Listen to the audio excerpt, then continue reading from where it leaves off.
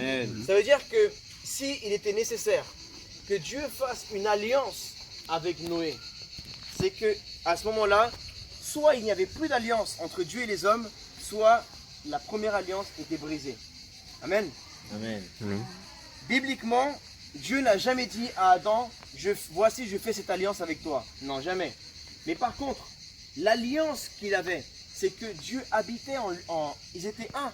Ils avaient la gloire de Dieu. Et la gloire de Dieu était le signe de leur alliance. Le signe de leur alliance. Voilà, comme quelqu'un se marie, il y a un signe physique, l'alliance.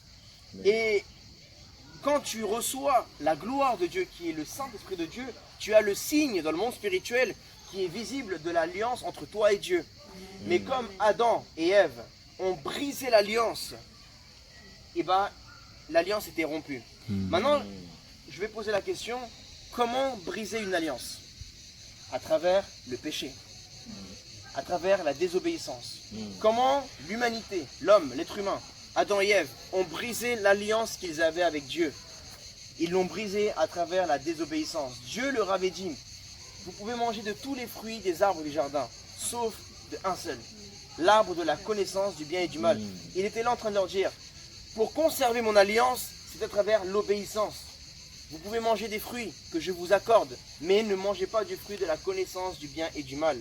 Parce que le fruit de la connaissance du mal va vous mener à briser votre alliance avec moi. Et c'est exactement ce qui se passe aujourd'hui. Qu'est-ce qui mène les chrétiens à briser leur alliance avec Dieu? C'est la connaissance du mal. C'est le péché. C'est notre désobéissance. Maintenant, quelle est la différence entre l'alliance que Dieu avait faite avec l'homme à travers Adam et l'alliance d'aujourd'hui que Dieu a fait avec nous en Jésus-Christ? C'est que l'alliance que Dieu avait faite à travers Adam ne pouvait pas être restaurée. Il n'y avait aucune restauration possible parce qu'il n'y avait aucun déversement de sang. Et une alliance, pour pouvoir sceller une alliance, pour pouvoir restaurer une alliance, il faut qu'il y ait un déversement de sang. Il faut qu'il y ait quelqu'un qui paye la conséquence du brisement de cette alliance. Et c'est Jésus, en tant que deuxième Adam, qui a restauré l'alliance avec l'humanité que Dieu avait déjà fait dans un premier temps avec Adam, en lui donnant sa gloire. Vous savez que la gloire de Dieu, c'est un cadeau que même les démons n'ont plus maintenant. Parce que le diable et ses démons ont été privés de la gloire de Dieu lorsque eux-mêmes ont brisé leur alliance éternelle avec Dieu. En fait, l'alliance que Dieu nous donne, c'est la vie éternelle. C'est un engagement. Amen. Dieu s'était engagé envers Adam et Ève. Je vous donne mon éternité. Je vous donne la vie éternelle. Je vous donne mon souffle de vie. Je vous donne ma présence. Je vous donne ma gloire. Je m'engage envers vous. Tant que vous ne brisez pas l'alliance à travers la désobéissance et le péché. Et dans une alliance, comme nous l'avons vu, la définition c'est un engagement mutuel. Amen. Même lorsqu'il y a un mariage, les deux s'engagent. L'homme s'engage envers la femme et la femme s'engage envers l'homme. Et lors du jour du baptême, le baptême c'est un mariage, c'est une alliance. C'est la manifestation physique, humaine, visible de ta décision que tu as déjà prise dans le passé. Dans ton intimité avec Dieu, tu as pris la décision de faire une alliance avec Dieu par son Fils Jésus-Christ. L'alliance qu'il a fait par le sang, qui a été coulé, non pas le sang d'un animal qui est corruptible, mais le sang de Jésus qui est incorruptible. Parce que le sang d'un animal, c'est une alliance limitée. La mort met fin à cette alliance. Mais l'alliance que Dieu a fait avec l'humanité à travers Jésus est une alliance éternelle. Amen. Et lorsque nous brisons l'alliance, nous pouvons la renouveler.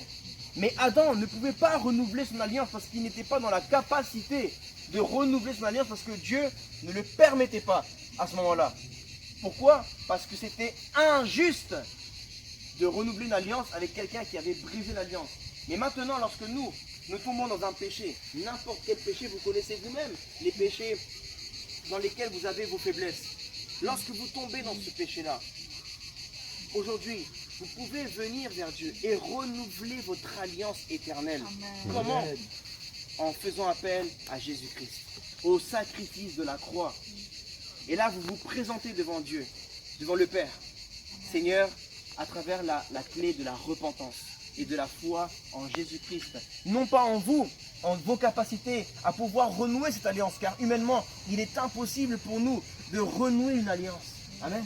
Amen. C'est comme si par exemple, cette alliance se brise. C'est de l'or. C'est dur de briser de l'or. Mais si elle se brise, vous êtes quelqu'un est forgeron ici? Il faut aller voir un forgeron ou quelqu'un qui s'y connaît dans les pierres pour aller dans les matériaux précieux pour aller pouvoir reconstituer cette alliance. Et pas le seul qui a la capacité, la connaissance de pouvoir renouveler, reconstituer, restaurer l'alliance entre Dieu et l'homme, c'est le Fils de Dieu, Jésus-Christ notre Seigneur. Amen. Amen. Amen. Super. Parce que c'est lui qui a payé le prix. Imaginons que Adam, on dit souvent la chute de l'homme. Lorsque Adam a chuté, j'imagine que Adam a voulu rentrer encore une fois dans le jardin d'Éden. Mais Dieu a envoyé 2 anges avec des épées flamboyantes, dit la Bible. Et il n'a pas pu. Il soit sorti de l'Éden, il est sorti de l'alliance avec Dieu.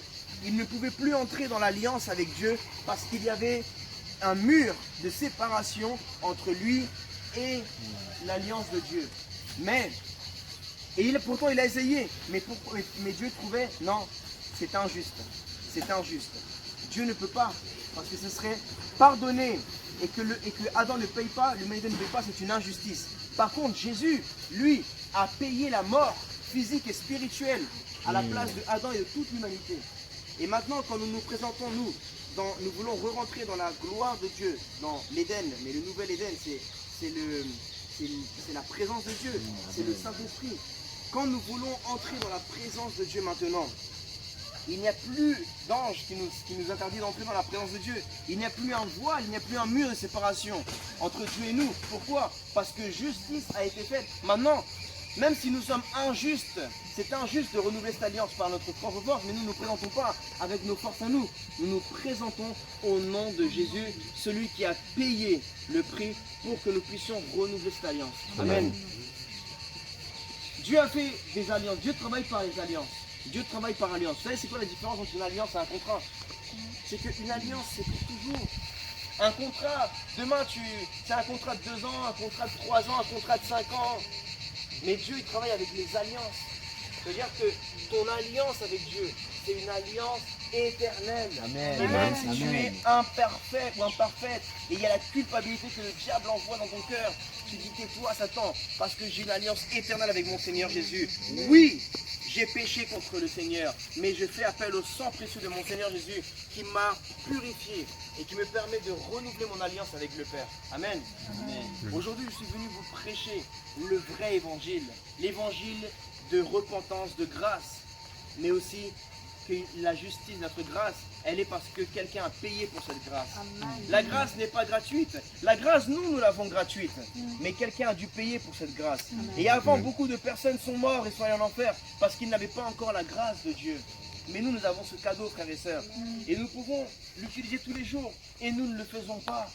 Nous nous laissons culpabiliser. Nous nous laissons piétiner par le diable. Alors que nous avons une alliance qui nous permet de dire, « mais attends, mais je suis encore marié quand même, je vais aller. Ça me revient de droit encore. J'ai encore mon alliance avec Dieu. Amen. Je vais aller dans la présence de Dieu. Tais-toi, Satan, tu n'es qu'un menteur. Et quand tu veux prier, mais que tu as commis un péché, le diable te dit, non, tu n'es plus dans l'alliance, tu ne peux plus entrer dans l'Éden, tu ne peux plus entrer dans la présence de Dieu, parce que tu as menti, tu as volé, tu as commis l'impudicité, parce que tu t'es bagarré, tu t'es fâché, tu as insulté, parce que tu t'es énervé, et tu te sens indigne. Mais quelle est la différence entre nous et le diable? C'est que quand le diable a brisé son alliance avec Dieu, il a chuté, mais Dieu n'est pas parti le chercher pour renouveler l'alliance. Mais vous savez ce qui est magnifique dans cette histoire avec l'humanité, c'est que quand nous les êtres humains, nous avons brisé notre alliance avec Dieu, c'est Dieu lui-même qui est venu nous chercher par son Fils Jésus-Christ. Et aujourd'hui Dieu vient te chercher parce que tu lui manques. Il te dit, ma fille, tu me manques, mon fils, tu me manques. Mon alliance avec toi me manque. Je veux renouveler mon alliance avec toi. Imaginez l'humilité de Dieu. Dieu qui est le roi des rois, qui est sur son saint trône, qui n'a rien à demander à personne, n'a rien à désirer à personne. Il n'a besoin de personne. C'est toi et moi qui avons besoin de Dieu. Et malgré tout, c'est lui qui fait le premier pas vers nous, d'humilité, alors que ce n'est même pas lui qui a commis la faute. C'est nous Et il vient vers nous et il nous tend la main à travers son Fils Jésus-Christ. Et il nous dit, viens ma fille, renouvelle ton alliance avec moi. Je t'ai déjà pardonné, mais confesse ton péché. Repends-toi et renouvelle ton alliance. Mon fils, je te tends ma main aujourd'hui. Malgré tes erreurs, tes péchés, avant de te choisir, je savais déjà que tu allais commettre ce péché-là. Relève-toi, persévère et rentre dans l'alliance que j'ai pour toi. Car ni la mort, ni les hauteurs, ni les profondeurs, ni les largeurs, ni les anges, ni les démons ne pourront te séparer de l'alliance que Dieu a fait avec toi. Amen. Amen. C'est une alliance qui est entre toi et Dieu. Il n'y a que toi, non pas par un péché, mais par la décision de ne pas te repentir et de ne pas abandonner ton péché et de le confesser devant Dieu, non pas devant un homme, mais devant Dieu. Et bien, si tu ne décides pas de faire ça, c'est toi-même qui décides de te condamner en enfer. Parce qu'en vérité, Dieu ne condamne personne en enfer. C'est nous-mêmes qui nous condamnons en enfer. Lorsque par la propre décision humaine, nous décidons de ne pas nous repentir et confesser notre péché devant l'Éternel en faisant appel au sang du Seigneur Jésus-Christ. Amen. Amen. Alors, l'alliance que Dieu a fait également, il a fait une alliance à travers Abraham. Dans Genèse chapitre 15, verset 18, il a dit « En ce jour-là, l'Éternel fit alliance avec Abraham et dit « Je donne ce pays à ta postérité depuis le fleuve d'Égypte jusqu'au grand fleuve, au fleuve d'Euphrate. » Et après, il a fait plusieurs fois. Et il a dit « Si tu fais ça, je ferai une alliance avec toi. » Il y a toujours un « si » avec Dieu. Mais le « si », ça veut dire « si tu m'obéis ». L'obéissance, la porte de l'alliance avec Dieu, c'est l'obéissance. L'obéissance. En étant obéissant à sa parole, en étant obéissant à ses commandements. Et les commandements de Dieu maintenant, c'est plus lévitique. Jésus a dit, toute la loi de Moïse se résume dans 2 commandements. Aime ton Dieu par-dessus tout, de toutes tes forces, de tout ton esprit, de toute ton âme, de toute ta pensée. Et aime ton prochain comme toi-même. Amen. Amen. C'est en l'amour maintenant que se résument tous les commandements. Parce que si tu aimes ton prochain, tu ne vas pas le voler, tu ne vas pas l'insulter, tu ne vas pas lui faire de mal, tu ne vas pas désirer son mari, tu ne vas pas désirer sa femme, tu ne vas pas le désirer de le voler. Pourquoi? Parce que tu ne feras pas ce que tu ne veux pas qu'on te fasse. Amen. Mais tu feras ce que tu voudras qu'on te fasse. Amen. Au travail, à l'université, dans la vie de tous les jours, dans la voiture, quand tu conduis. Souviens-toi aussi que tu es chrétien et chrétienne. Quand dans le métro, quand quelqu'un te bouscule ou s'assoit à ta place alors que tu allais justement t'asseoir, ne te fâche pas. Demande à Dieu la maîtrise de soi. J'ai un témoignage avec le frère Alex. Tout à l'heure, nous sommes arrivés plus tôt, nous sommes partis prier en bord de mer. Nous avons trouvé un endroit tranquille, il y avait des rochers. Et on a commencé à chercher la présence de Dieu, on était dans l'adoration. On adorait, on était même loin dans l'adoration. Et tout d'un coup, on entend une pierre qui tombe sur nous. Mais elle nous a frôlé, surtout le frère Alex. Elle lui a frôlé sa tête. Et moi, j'étais tellement dans l'adoration que j'ai entendu un trou, mais je me suis dit, bon, ça doit être, je sais pas ce que c'est, j'ai pas cherché. J'ai cru que c'était un animal qui s'était fait mal, quoi, tout comme ça. J'ai pas cherché à comprendre, j'ai continué à adorer le Seigneur. Et là, Alex me dit, pasteur, il y a quelqu'un qui nous jette des pierres. Alors moi, je me suis dit, peut-être c'est des petits jeunes qui s'amusent à nous jeter des cailloux, je vais leur dire, arrêtez les mecs et tout. En fait, je vais le voir, c'était un gars, il était possédé.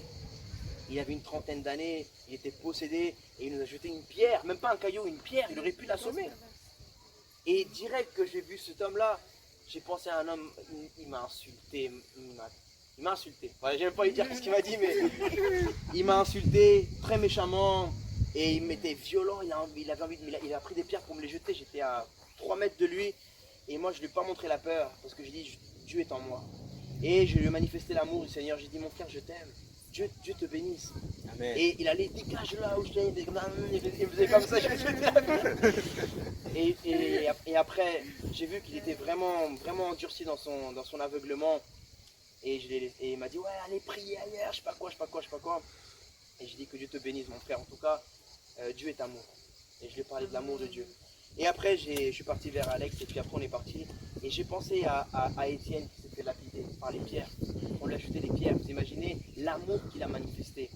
Parce que le plus facile, c'est pas de prêcher l'évangile. Le plus facile, c'est pas de prier. Le plus dur, excusez-moi, c'est pas de prêcher l'évangile dans la rue, dans le métro. Le plus dur, c'est pas de prier, de jeûner. Ça, tout le monde peut le faire. Même les bouddhistes le font, le jeûne, la prière, même les musulmans. Même le plus dur, c'est de faire comme Étienne. Quand les gens te lapident physiquement ou même te lapident de critiques, te lapident de mensonges, de calomnies. Et de dire, Père, pardonne-les, ils ne savent pas ce qu'ils font. Amen. Bénis-les, Seigneur. Je les aime. Là, les anges, le ciel s'arrête et Dieu dit, ça c'est mon fils, ça c'est ma fille. Amen. Amen. C'est ça. on vous reconnaîtra par l'amour. Non pas parce que vous priez plus longtemps qu'un autre, non pas parce que vous jeûnez plus. On reconnaîtra que vous n'êtes pas les disciples de Jésus parce que vous faites des prières plus longues, ou parce que vous jeûnez plus, ou parce que vous évangélisez plus, ou parce que vous lisez plus la Bible. Mais par votre caractère, si vous avez le caractère du Christ, dans votre vie personnelle, avec votre mari, votre femme, vos enfants, vos parents, vos amis, votre fiancé, avec au travail, à l'université, dans la vie de tous les jours, c'est là où tu montres que ton alliance avec Dieu, tu la maintiens. Amen. Quand tu es un homme ou une femme, combien de femmes n'allaient pas tromper leur mari? Combien d'hommes n'allaient pas tromper leur mari? Mais ils ont regardé leurs mains, ils ont dit waouh. Et ça, l'alliance, ça fait penser à ta femme, à ton mari. Amen. Même quand tu es quelque part, on te dit ah, tu es marié. Et ça te rappelle, ah, même si tu es allé faire une bêtise, ça te rappelle que tu as une alliance avec ta femme ou une alliance avec ton mari. Amen. Mais nous, quand nous allons commettre un péché, de manquer de respect à quelqu'un, de frapper quelqu'un, ou que nous nous aveuglons parfois, quel est le signe? Il faut que tu aies le regard posé qui te ramène qui te remet les pendules à l'heure. Que tu dis ah non, j'ai une alliance avec Jésus. Il faut que tu regardes à la croix. La croix, regarde ce que Jésus a payé pour toi. Et toi, tu vas tout piétiner son sang à travers une bêtise que tu vas commettre, qui après va salir ton témoignage. Et en plus de témoignage du Christ et des chrétiens. Parce qu'après, les gens diront à cause de toi, ou moi, ils diront même les chrétiens, ils sont comme ça, ils font ça. Ouais, le mec tout à l'heure, il nous a jeté une pierre. Et il a dit, ouais, là, les chrétiens, la religion chrétienne qui a fait l'esclavage et tout, je sais pas quoi. Et j'ai compris que derrière, c'était le diable qui essayait de parler, une amertume, quelque chose dans son cœur. Pourquoi? Parce qu'il avait eu un mauvais témoignage de certains chrétiens qui avaient eu l'esclavage, qu'ils ont fait tout ça au nom de Dieu. Mais Dieu n'était pas dans tout ça. Amen. Et donc, ils ont donné un mauvais témoignage qui après, regarde, des centaines d'années plus tard, ça a fait ça. Donc, nous-mêmes, quand nous allons commettre quelque chose, nous sommes à deux doigts de commettre une erreur. Oh, souvenons-nous, je ne le fais pas, même si ce n'est pas par toi, par amour à toi que tu le fais. Fais-le par amour à Jésus, pour le témoignage de Jésus-Christ notre Seigneur. Et pour le témoignage des chrétiens du monde. Parce qu'après, ils diront, à cause de toi ou moi, ah, les chrétiens sont comme ça, les chrétiens font ci, les chrétiens font ça. D'accord? C'est par amour à Jésus-Christ. Dieu a fait l'alliance avec Moïse et il a scellé avec un taureau les 10 commandements. Il a montré par là qu'il allait avoir un déversement de sang dans une alliance bien plus grande avec toute l'humanité. Parce que l'alliance des 10 commandements était que pour les Juifs. C'est-à-dire que ce qu'il y a dans Lévitique, c'est pas pour nous. Nous, on n'était pas dans l'histoire. C'était une conversation entre Dieu et le peuple d'Israël, les Juifs. Nous, les païens, nous, on est des anciens païens. Maintenant, on a été rachetés par Dieu, adoptés par le Père, à travers le Messie, notre Seigneur Jésus-Christ. Et c'est la dernière alliance qui est faite par Jésus-Christ. 1 Corinthiens, chapitre 11, verset 25. De même, après avoir soupé, il prit la coupe et dit, cette coupe est la nouvelle alliance en mon sang. Faites ceci en mémoire de moi toutes les fois que vous boirez. Amen. Amen. Il était en train de dire que c'était le sang, le symbole de son alliance. Quand les démons regardent une âme, elles regardent et s'ils ne voient pas le signe de l'alliance avec Dieu, ils peuvent la prendre en enfer. S'il meurt, il peut la prendre, la mort, la deuxième mort. Il peut la prendre en enfer et personne ne peut rien le faire parce qu'elle n'a pas d'alliance. Il n'y a pas d'alliance. Mais si quand la première mort te frappe, parce que tout le monde va vivre la première mort qui est la mort physique, et la mort adamique. Mais la deuxième mort, c'est la mort de l'âme en enfer. Mais nous n'allons pas la vivre, les chrétiens. Pourquoi? Parce que Jésus l'a vécu à notre place. Amen. Et une personne ne peut pas être jugée deux fois. Quelqu'un ne peut pas être déclaré deux fois coupable dans le même délit. Nous avons déjà été condamnés coupables. Mais Jésus a déjà payé pour cela. Il est parti en enfer et il est ressuscité. Il a vaincu la mort. Amen. Alors, comme nous sommes couverts par le sang de Jésus, spirituellement, les démons, le diable et les démons ne peuvent pas nous prendre avec eux. Parce que nous avons l'alliance qui nous protège. C'est de la même façon qu'au temps de Moïse, ils ont mis sur leur porte le sang de l'agneau pour que la mort, parce que l'Éternel ne passe pas et prenne les premiers-nés. C'est le sang qui marque l'alliance. Amen. Et excusez-moi de parler cela, mes sœurs, excusez-moi mes frères, juste pour que vous voyez la profondeur aussi de la création de Dieu, même lorsque une femme n'a jamais connu d'homme et elle se marie avec son mari. Lorsqu'il y a le jour où ils vont consommer le mariage, il y a le signe de l'alliance qui est le sang. Amen. Amen. Ça veut dire que même dans la création, Dieu n'a rien fait au hasard. Il y a le sang qui signe l'alliance entre cet homme et cette femme. Amen. C'est-à-dire que même dans les choses petites de la vie, nous voyons vraiment que l'alliance est importante devant le Seigneur. Amen. Dans le monde, qu'est-ce qui empêche beaucoup de femmes et d'hommes d'aller vers un autre homme ou une femme? C'est qu'ils regardent s'il a une alliance. S'il ne voit pas un symbole d'alliance, il dit « Ah, il est seul, je peux aller le voir ». C'est vrai parce qu'il n'a pas un symbole d'alliance avec une femme. Amen. Si tu es un homme et tu ne vois pas qu'une femme elle a une alliance, donc tu dis « Ah, elle est célibataire, je peux y aller ». C'est vrai ou pas? Et bah le diable, s'il te voit dans le monde spirituel, il voit que tu n'as pas l'alliance avec Jésus, il dit « Ah, lui, il est seul, je vais le prendre avec moi, ou je vais la prendre avec moi, puisqu'elle n'a pas d'alliance. » C'est vrai. Mais si le diable rôde comme un lion autour, il rôde, et il voit que c'est une alliance avec Jésus, il voit le sang de Jésus dans ton âme, dans ton esprit. Donc il va dire, ah non, lui, il est déjà pris par Dieu, je peux rien faire, je peux rien lui faire à lui, parce qu'il a déjà une alliance avec Dieu. Amen. Amen. Dieu veut te garder. Renouvelle ton alliance avec Dieu. Renouvelle ton alliance. Et l'alliance, premièrement, est pour l'éternité. Le premier bénéfice de l'alliance, c'est le ciel. Mais nous avons aussi des bénéfices terrestres. Si tu fais alliance avec Dieu, Dieu te bénit également. Je ne te dis pas que tu n'auras pas de problème. Des problèmes, on en aura tous. Mais la différence, c'est que Dieu sera avec toi dans les problèmes. Amen. C'est quoi la différence avec les gens du monde qui n'ont pas fait l'alliance avec Dieu? C'est que dans leur désert, ils sont seuls dans leur désert. Dans les tempêtes, ils sont seuls. Et leur refuge, c'est le péché, c'est le diable. Mais nous, lorsque nous passons nos tempêtes, nos déserts, nous ne sommes pas seuls. Jésus est avec nous dans la barque. Amen. Jésus est avec nous dans le désert. Jésus est avec nous. Et il nous donne la force, il nous porte. Et il est notre refuge. D'ailleurs, c'est pour ça que cette église s'appelle Jésus, mon refuge. Donc quand tu passes dans les moments difficiles, tu te réfugies en Jésus. Amen. Yes. C'est ton refuge, le Seigneur. C'est l'alliance qu'il a avec toi. 2 Corinthiens, chapitre 3, verset 6. Il nous a aussi rendus capables d'être ministres d'une nouvelle alliance.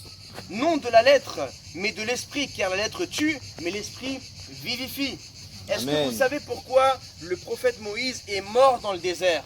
Parce que Dieu était en train de montrer à travers là une ombre de ce qui allait se produire. Moïse représentait l'alliance de la loi, l'alliance de la lettre, l'alliance qui devait mettre fin. Et cette alliance-là devait mourir sur cette terre.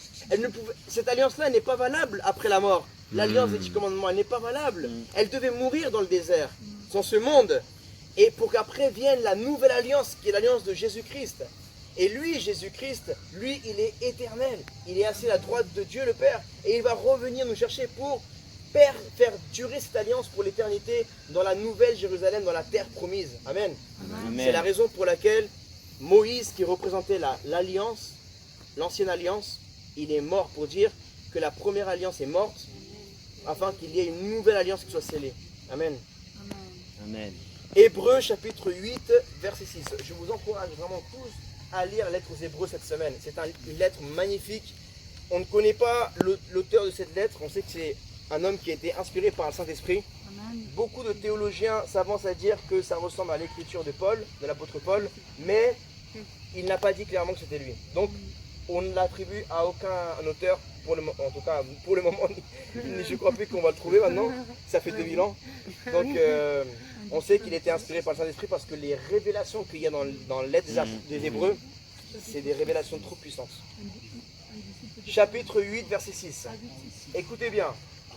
Mais en réalité, Jésus possède un service bien supérieur, et ce d'autant plus qu'il est le médiateur d'une meilleure alliance. D'une quoi? Une meilleure alliance. C'est-à-dire qu'il y a une autre alliance qui n'était pas autant bonne que celle-là, pas aussi forte et qui n'était pas éternelle. Fondée sur de meilleures promesses, ça veut dire que l'alliance avec Jésus, il y a plus de promesses que l'alliance avec Moïse. C'est un package plus grand avec Jésus. En effet, si la première alliance avait été irréprochable, il n'aurait pas été question de la remplacer par une seconde. Là, c'est pas moi qui parle, c'est Dieu qui parle à travers l'auteur de cette lettre, qui a la révélation de cet esprit. C'est écrit dans la Bible. Il dit que la première alliance, en fait, elle était pas irréprochable.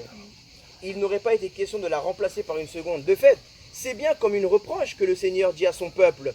Voici que les jours viennent, dit le Seigneur, où je conclurai avec la communauté d'Israël, la communauté de Juda, une alliance nouvelle. Ça veut dire que Dieu avait déjà prédestiné Israël à faire l'alliance avec Yahshua Mashiach, Jésus le Messie. Il n'était pas destiné à rester que dans l'alliance avec Moïse. Dieu voulait les emmener encore plus loin dans une autre gloire, plus grande. Parce que Israël avait connu le mont Sinaï. Et ils étaient bien, ils avaient vu la gloire de Dieu dans le mont Sinaï. Mais il avait une gloire plus grande que le Sinaï. C'était la terre promise, la terre de Canaan. Mais souvent dans notre vie, c'est pareil. Dès qu'on vit une gloire dans notre vie, on veut s'arrêter là. Alors que Dieu veut qu'on continue à persévérer encore plus. Parce qu'il a une gloire plus grande dans quelques années plus tard sur la terre avec nous. Et même si on persévère encore jusqu'à la fin, on aura encore une gloire plus grande dans l'éternité avec Dieu. Amen. Amen. Donc ne t'arrête pas là où tu es. Peut-être que là tu te dis, non, je suis satisfait. Là je vis la gloire de Dieu dans ma vie. J'ai mon petit chat, ma petite maison, mon petit truc, mon petit perroquet. Tout va bien pour moi. Mais Dieu veut encore plus de choses pour toi. Amen. Dieu veut que tu rentres dans ton ministère, dans ton appel. Ça c'est une gloire encore plus grande. C'est la promesse que Dieu a pour toi. Amen. Ne t'arrête pas au Sinaï. Va à la terre de Canaan, la terre promise. Alléluia. Amen. Elle ne sera pas comme l'alliance que j'ai conclue avec leurs ancêtres le jour où je les ai pris par la main pour les faire sortir d'Égypte. Comme ils n'ont pas persévéré dans mon alliance, moi non plus, je ne me suis pas soucié d'eux, dit le Seigneur. Point. C'est ce que je disais tout à l'heure. Parce qu'il n'y avait pas encore le déversement de sang du Fils de Dieu, le sang irréprochable. Il n'y avait pas encore Jésus qui paye pour le péché, même à l'époque de l'alliance que Dieu a fait avec Moïse. Il ne s'est pas soucié, Dieu. Je mettrai mes lois dans leur esprit, je les écrirai dans leur cœur, je serai leur Dieu et ils seront mon peuple. Amen. Maintenant, nous allons terminer avec ce passage qui est dans tout le chapitre 9 et je vais vous demander votre attention. Amen. Secoue ton voisin, dis-lui, concentre-toi, dernière ligne droite. Ne laisse pas que le diable te distrait. Parce que là, c'est la révélation qui arrive. Amen. C'est pas moi, c'est la parole de Dieu. Hébreux chapitre 9, verset 1. Écoutez bien, hein, parce que ça, c'est des révélations. Ça, c'est même pas les juifs, les musulmans ont cette révélation-là. C'est vraiment une grâce, parce que dans l'alliance, il y a aussi des révélations qui sont dans les promesses. Dieu nous a promis de nous révéler des mystères cachés. Amen. Et à travers l'alliance du Saint-Esprit, parce que c'est ce qui marque dans le monde spirituel, quand le diable voit que tu as le Saint-Esprit, c'est une alliance. En tant que juif, en tant que musulman, ils n'ont pas le Saint-Esprit. Et quelqu'un qui n'a pas le Saint-Esprit n'a pas l'alliance avec Dieu le Père. Parce que Dieu le Père donne son esprit d'adoption. Mais comme il n'a pas l'esprit d'adoption, ni Moïse ni Mohamed, donc ils n'ont pas l'alliance éternelle avec Dieu. Verset 1. La première alliance avait donc des règles relatives au culte et un sanctuaire terrestre. Le temple, la tente de la rencontre, le temple de Salomon, le tabernacle, tout ça. En effet, un tabernacle avait été édifié. La première partie de cette tente, appelée lieu saint, abritait le chandelier. Donc, visualisez la scène. Il y avait la première partie de la tente, appelée le lieu saint. Donc, tu rentres dans la tente, il y a le lieu saint, où il y avait le chandelier, la table et les pains consacrés. Derrière le second voile, le voile qui représente quoi? La séparation entre l'homme et la sainteté de Dieu. Donc la vie éternelle, le paradis. Et là il dit quoi? Derrière le second voile se trouvait la partie du tabernacle appelée le lieu très saint. Elle abritait l'encensoir en or pour les parfums, ainsi que l'arche de l'alliance. L'arche de quoi? De l'alliance. Entièrement recouverte d'or. Ce coffre contenait un vase d'or rempli de manne. C'est-à-dire que Dieu pourvoyait au peuple d'Israël et Dieu pourvoira aussi dans ta vie dans l'alliance qu'il a fait avec toi. Le bâton d'Aaron, qui représente l'autorité, qui avait fleuri. Et qui veut dire quoi aussi? Que même dans le désert, ta vie va fleurir. ton foyer va Amen. fleurir, tes finances vont Amen. fleurir. Amen. Parce que, est-ce que tu as déjà vu un bâton fleurir comme celui-là? Est-ce que tu as déjà vu, toi, si je laisse un bâton comme ça, qui va fleurir avec de l'eau? Non. Tout est possible à celui qui croit. Voilà, c'était un miracle. C'était un miracle. C'est-à-dire que humainement, c'est impossible. Mais par l'alliance que Dieu avait fait avec l'homme, il donnait son miracle dans les promesses qu'il avait données, il avait donné une promesse de miracle. Donc toi, là où toutes les autres personnes, leur vie ne fleurira pas dans certains déserts, toi, ta vie va fleurir dans ton Amen. désert. Amen. Ton ministère va fleurir dans ton désert. Amen. Amen. Ta santé va fleurir. Tes émotions vont fleurir. Amen.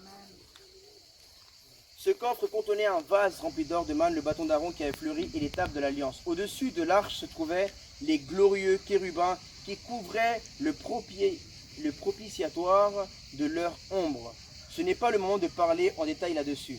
Écoutez bien, l'ensemble étant ainsi disposé, les prêtres, donc les sacrificateurs, qui font le service entrent en tout temps dans la première partie du tabernacle, donc le lieu saint. Mais dans la seconde, seul le grand prêtre, parce qu'il y avait les prêtres, mais il y avait aussi un grand prêtre. Et il dit, seul le grand prêtre, et ce une fois par an, non sans y apporter, quoi? Du sang, qu'il offre pour lui-même et pour les péchés du peuple. Le Saint-Esprit montrait par là que le chemin du lieu très saint n'était pas révélé tant que le premier tabernacle était dressé. Waouh! Ça si t'as pas la compréhension ouverte, c'est un beefsteak, ça, ce que je suis en train de dire. C'est une entrecôte, là, ce que je te dis. Amen. Spirituellement, il faut que tu comprennes cette révélation. Même là, si quelqu'un est juif, il est musulman, et là, il lit ça. Si Dieu lui a fait la grâce de l'ouvrir, la compréhension, il se rend à Jésus-Christ directement. Et il reçoit le Saint-Esprit de Dieu. Amen. Il fallait que le premier tabernacle soit fini. Ils mettent fin à la première alliance pour que la seconde alliance, la dernière alliance, soit valable. Et il dit que c'est une illustration pour le temps présent. Elle signifie que les dons et les sacrifices présentés ne peuvent pas rendre parfait sur le plan de la conscience celui qui prend part à ce culte, avec les aliments, les boissons, les diverses ablutions et les règles relatives au corps. C'était des prescriptions imposées seulement jusqu'à une époque de réforme. Point. En tant que juif, en tant que musulman, tu ne peux pas être sauvé. Tu ne peux pas te présenter devant Dieu simplement avec des ablutions, avec de l'eau. C'est pas ça qui va te purifier. Tu ne peux te présenter que avec du sang, mais pas le sang d'un animal, parce que c'est corruptible, c'est périssable. Il faut le sang de Jésus qui n'est pas physique, mais qui est spirituel. Parce que ton âme est spirituelle. Et donc pour sauver ton âme, il faut quelque chose de spirituel. Amen. C'est pas en se nettoyant les oreilles, les yeux, ça c'est bien pour l'hygiène du corps. Mais ton âme, si tu continues à écouter la musique du monde, ça sert à rien. Tu nettoies les oreilles. Même si tu fais le ramadan ou tu fais les fêtes juives qui ont plusieurs fêtes, c'est pas ça qui va te sauver. C'est pas ça qui va faire d'avoir plus de points au paradis. C'est un mensonge du diable. Dans le paradis, il n'y a pas de points. Il n'y a pas de points. Il n'y a pas de vierge, ni homme, ni femme. Là-bas, dans le ciel, Jésus a dit aux pharisiens que dans le ciel, nous serons comme des anges. Nous serons des Amen. enfants. La partie de cela est dans le corps, les désirs charnels. Amen. Amen. Et le corps va terminer poussière. L'âme, l'esprit n'a pas de désir charnel. Amen. Amen. De s'accoupler avec un homme ou une femme. Dans le ciel, ce n'est que des désirs spirituels. Et ce que Dieu a prévu pour nous dans le ciel n'est pas monté à l'imagination de l'homme, même de Steven Spielberg qui fait des films super. Mais il ne peut même pas imaginer ce que Dieu a pour nous dans le ciel. Amen. Alléluia. Amen. Et écoutez bien, c'est-à-dire qu'un être humain qui veut être sauvé, il ne peut pas passer par Moïse ni par Mohamed, parce qu'eux n'ont pas déversé leur sang. Et même leur sang était contaminé par le sang de Adam, parce qu'eux-mêmes ont un père qui leur a donné la vie dans le ventre, dans la partie de leur maman, et qui a donné naissance à eux. Or Jésus, ce n'est pas un homme qui a donné la vie dans Marie, c'est l'Esprit de Dieu, la pureté, la sainteté de Amen. Dieu, qui est la vie de Dieu, qui est venue en Marie et qui a donné naissance à Jésus. Ça veut dire Amen. que le sang de Jésus n'est pas contaminé par le sang de Adam, Amen. mais le sang de Mohamed et le sang de Moïse, oui, il est contaminé par le sang de Adam. Mais le sang de Jésus est le seul sang de toute l'histoire de l'humanité qui n'est pas contaminé par le sang de Adam. Il a un Amen. sang pur parce que c'est le Saint-Esprit de Dieu qui a fait ce miracle dans Marie. Amen. Amen. Quant à Christ, il est venu comme grand prêtre. Alors écoutez bien, tout ce que vous voyez dans l'Ancien Testament, quand vous regardez l'histoire d'Abraham, de Aaron, de Moïse, tous les rituels qu'il faisait, tout ça, c'était qu'un exemple, comme pour vous montrer un peu ce qui se passe dans le ciel, mais une explication, pas exactement, mais pour vous imaginer un peu comme ça se passe dans le ciel. Il dit, quant à Christ, il est venu comme grand prêtre des biens à venir. Ça veut dire que lui s'est présenté en tant que grand prêtre dans le ciel. Le tabernacle de Dieu, c'est le ciel. Il a traversé le tabernacle plus grand et plus parfait qui n'est pas construit par la main de l'homme. Waouh, ça c'est une révélation. C'est-à-dire qu'il n'appartient pas à cette création. Oh là là, trop de révélations là. Et il est entré une fois. Parce que l'autre, l'humain, il est entré une fois par an. Mais lui, il était entré une fois pour toute l'éternité dans le lieu très saint. Comme Adam a péché une seule fois et un seul péché de Adam a suffi à condamner toute l'humanité pour l'éternité en enfer. Et une seule présentation de Jésus dans le tabernacle du ciel a suffi pour réconcilier l'humanité avec Dieu. Et il est entré une fois pour toutes dans le lieu très saint, non pas avec le sang de bouc, comme l'avaient fait Abraham, Noé, Moïse, et de jeunes taureaux, mais avec son propre sang à lui. Amen. Parce que l'ancien sacrificateur, quand il se présentait dans le lieu très saint, il devait entrer avec du sang de taureau, mais il devait pour lui demander pardon pour lui et pour le peuple. Or Jésus n'avait pas demandé pardon pour lui parce qu'il est Dieu. Amen. Il n'a pas commis de péché. Donc il demandait pardon que pour le peuple. Il nous a ainsi obtenu un rachat éternel. Qui a obtenu ça? Mohamed ou Moïse? Jésus. Ça veut dire que c'est pour ça qu'on doit prêcher aux musulmans. C'est pour ça qu'on doit prêcher aux juifs. Frères et sœurs, moi je sais qu'il y a des personnes, tu les vois, je dis waouh, ils sont même mieux que moi. Parce qu'ils ont des grands cœurs. Ils sont plus gentils parfois que nous. Des juifs, des musulmans, même des athées. Et nous, les chrétiens, nous avons beaucoup à faire. Parce que parfois nous avons des moins meilleurs témoignages que des juifs et des musulmans et des athées. Mais le salut de l'âme, on ne rentre pas au ciel parce qu'on est gentil ou parce qu'on est méchant. On rentre dans le ciel parce qu'on est saint. Et on ne peut pas être saint. Ni en tant qu'humain, athée, juif ou musulman, on ne peut pas être saint prier en direction de la Mecque, prier en direction de Jérusalem, ou même de faire le Ramadan, ou le Yom Kippour, ou de plein de choses.